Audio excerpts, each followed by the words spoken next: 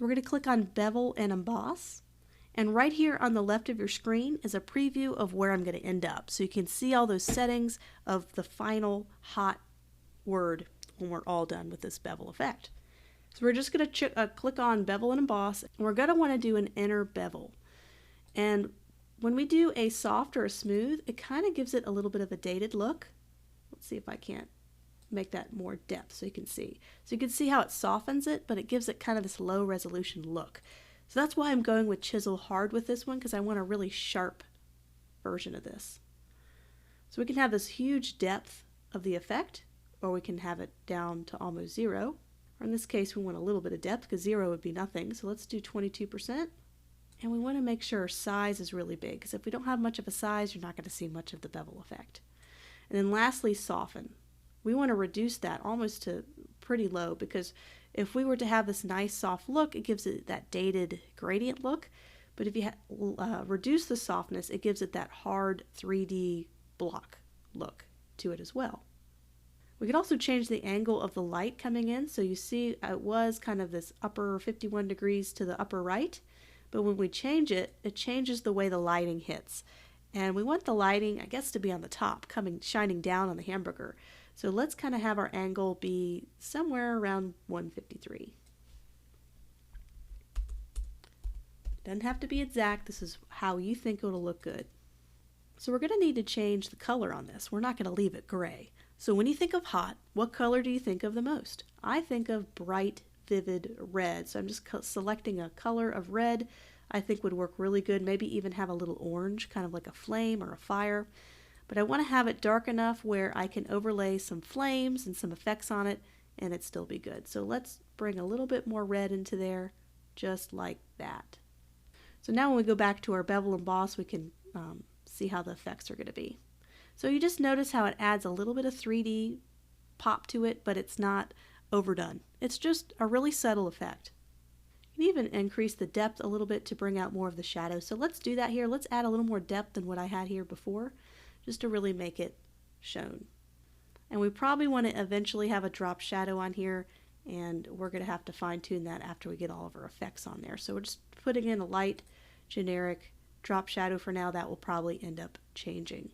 So let's say we want to save all this and do the same thing to Juicy. We could do the same effects to Juicy, or we could save it as a layer style and save a lot of time. So we're going to create this as a new style. We're going to call this Hot. Click on OK. So now all I have to do is select Juicy. We don't need that anymore. We can select Juicy, apply the same layer style. So let's make sure I have my styles up.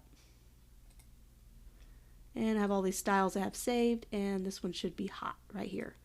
Just like that, I got the second one already completed. But we don't want to have it red, so let's go ahead and double click and change it. Double click our layer styles, and let's get that color overlay. Let's bring out, so when you think about Juicy, the reason this hamburger is so juicy is they use fresh vegetables. So it's all about using organic lettuce and tomato. So let's really bring out the green in the lettuce. So let's go ahead and click on a green to get started. We want something even more green than that. So let's do it manually. Bring out some real juicy lime green. Thinking lime green, but bright and vibrant. We don't want to be too light. We don't want to be too dark. We want to be just right.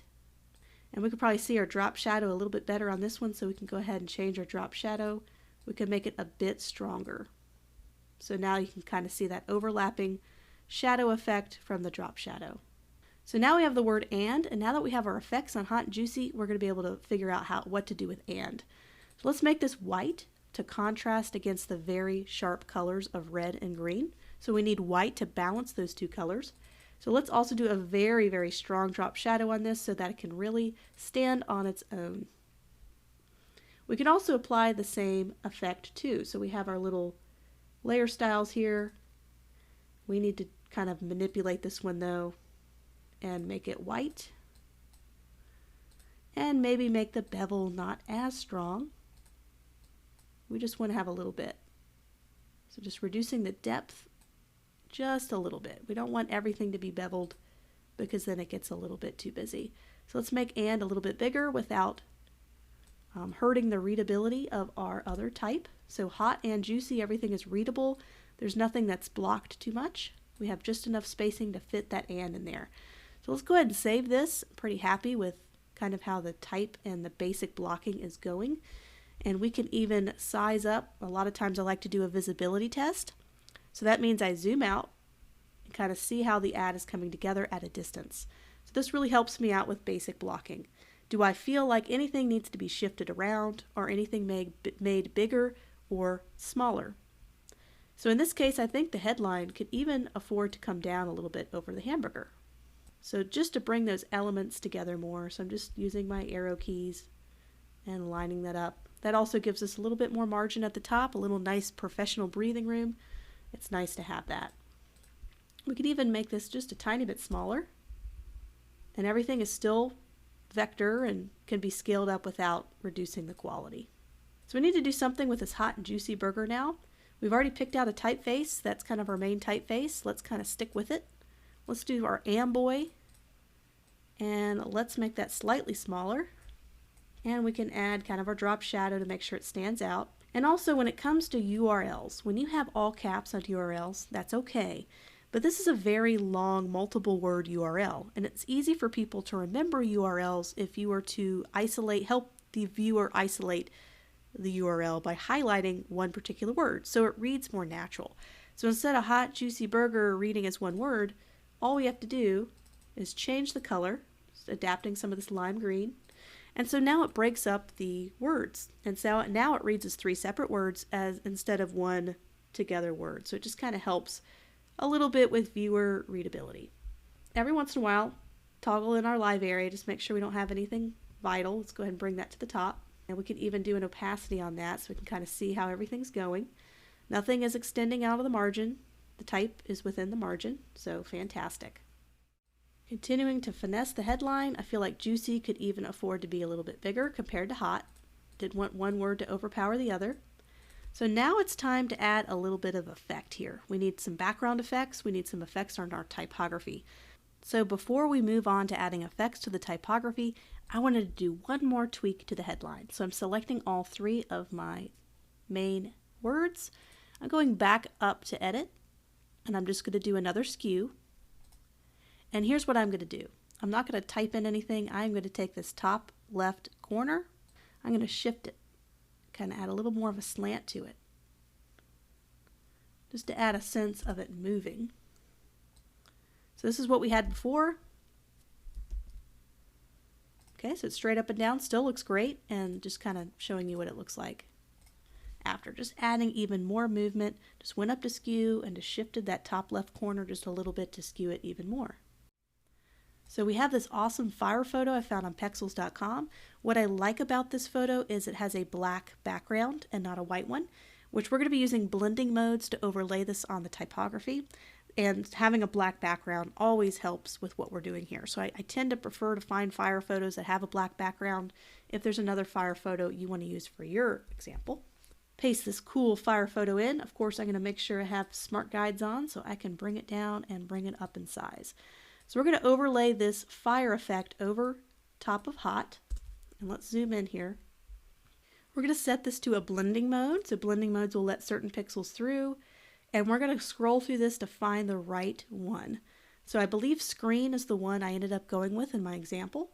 But just kind of scrolling through to show you how there's different ways we can get this fire effect to really overlay on top of the hot. So it looks like screen is going to be our winner. Let's also size this up, make it a little bit smaller. We don't want to overwhelm the word with too many flames.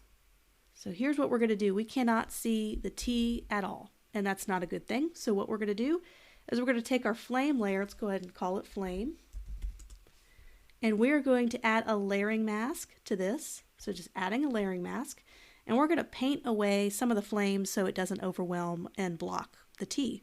So let me paint with black. So I've got a brush, soft round, almost always use soft round just because it feathers it better. And we can go in, this is when we can really zoom in and figure out what flames are worth keeping and what flames are just too much. So first of all, I want to be able to read the T. So let's get rid of some of these flames on the T.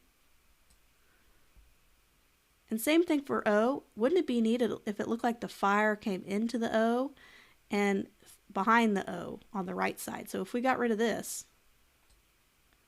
it'll do just that. It'll look like the flames are coming out of the O. Probably don't need the flames up top either. Just cleaning it up. And we don't want it to be too busy, so let's leave the H relatively clear and clean. We can choose to have the flame come over here, but then the flame not be active here. Just going around and hand-picking what I think would be worth keeping. Some of this extra stuff we're not going to need either. Just kind of deleting some of this background stuff. We don't want to have the flames be too overwhelming for our viewer. The burger is not literally on fire, it's just a little spicy. And I still think the T is a bit overwhelmed by the flames. Just clicking twice, so it looks like a part of the flame is going up, and we can always make our brush smaller to have a little bit tighter of a cutout. That's why I love layering masks. And at any time, we can paint with white and bring back our flame. That's what I love about layering masks, is nothing is ever permanent with a layering mask. So I think that looks pretty good. You can of course zoom out. Really great. So now we need juicy. What can describe juicy? When I think of juicy, I think of water. I think of water droplets, and that's exactly why we have these droplets right here. So let's get this photo of droplets and do the same thing we did with juicy, but now we're just doing it with droplets. Let's angle this to get the same angle for our droplets. Press enter. We're going to find a nice blending mode for this, one that really helps those droplets pop out over juicy. Ooh, divide. That looks really good. So we're going to position the dots or the droplets so they're on the type as best as we can. And here's what we're going to do. We're going to mask this photo. So we have juicy, the word juicy right here. We're just going to get the magic wand tool, click outside, and just do an inverse selection. Select, inverse. So now we have just the type selected. We're going to go back to our, and we're just going to click, now that we have the selection, we're going to do a layering mask and clip that. Boom, just like that. So now we can go in, do the same thing, and we can paint on with black and get rid of some droplets we may not need, just to make it a little less busy. Let's sharpen it, because I do feel like it could use a nice sharpening. So just sharpening that layer. We can even sharpen it again, just adding a sharpness. We could probably sharpen up the flame as well. So just going to that flame layer and sharpening it. Same thing with our burger. Can always use a little sharpening. So let's save it. I think our effects are done. And we'll move on to doing some photo treatment to the hamburger next.